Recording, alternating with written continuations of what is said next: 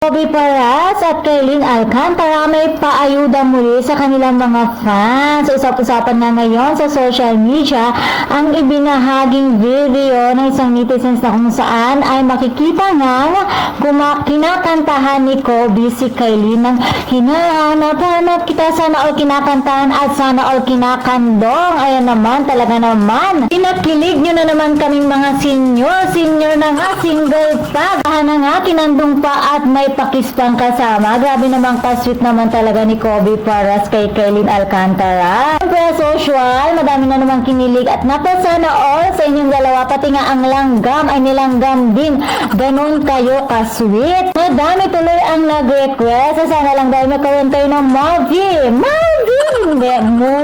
Ayan, magkaroon tayo ng movie.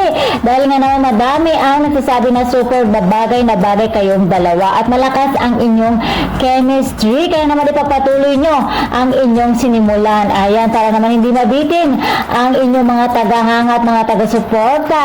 Di ba kamakailan nga lamang ay matatandaan natin na napabalitang nag-break na ang dalawa dahil nga naman sa biglang pag-deactivate ni Kobe sa kanyang Instagram account. Pero syempre, ay haka-haka lamang yon at pinatunayan nilang dalawa na going stronger pa rin sila dahil dito, dahil patuloy pa rin sila nagbibigay ng kilig sa kanilang mga fans. And that's all for now mga chikaros.